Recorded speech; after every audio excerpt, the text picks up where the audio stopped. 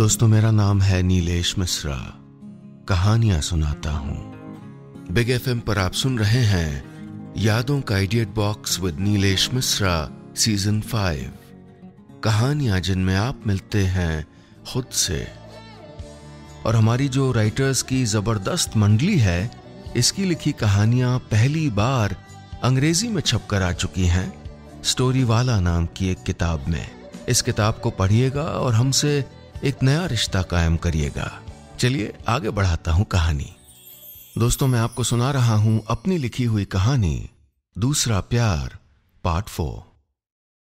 इस कहानी में अब तक आपने सुना क्रिकेट प्लेयर रिद्धिमा मिश्रा को अपने कोच नील जोशी से प्यार हो गया है।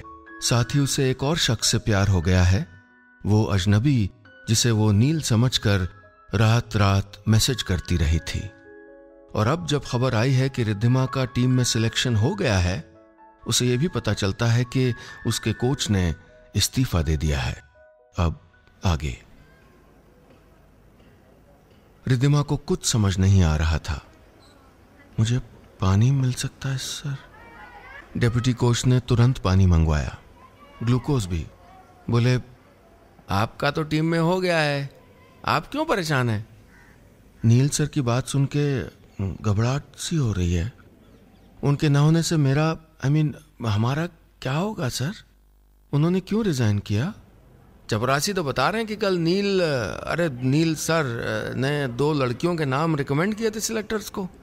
उनको नहीं लिया गया होगा, ये तो ना गए होंगे, बस ठोक दिया इस्तीफा। और क्या? किन 2 लड़कियों को रिकमेंड किया होगा और मुझे इस लायक भी नहीं समझा? रिद्धिमा ने सोचा। अब नील के इस्तीफे पर अफसोस से ज्यादा रिकमेंड न किए जाने पर उसे गुस्सा आ रहा था।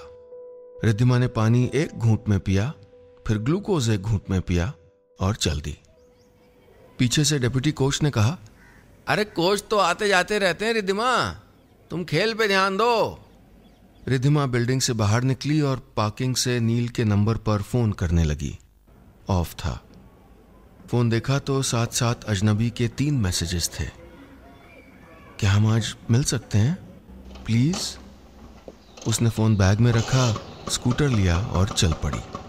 उसे नील को बताना था उसके चेहरे पर आमने सामने कि नील ने उससे प्यार न किया न सही, उसने रिद्धिमा का नाम रेकमेंड नहीं किया न सही। अगर किन्हीं 2 और लड़कियों को टीम के लायक समझा तो यही सही। फिर भी वो अपने बूते पे टीम में आई थी। कितना और कितनी बार अपमान सहेगी वो? कोई कठपुतली नहीं थी, पपेट नहीं थी वो।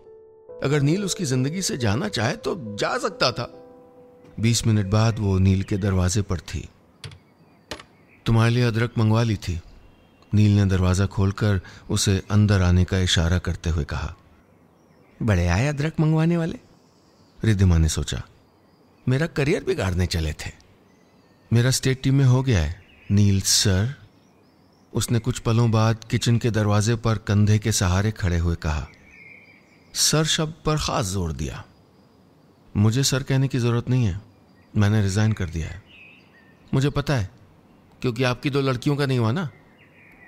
नील ने आश्चर्य से रिद्धिमा की ओर देखा और एक पल में समझ गया।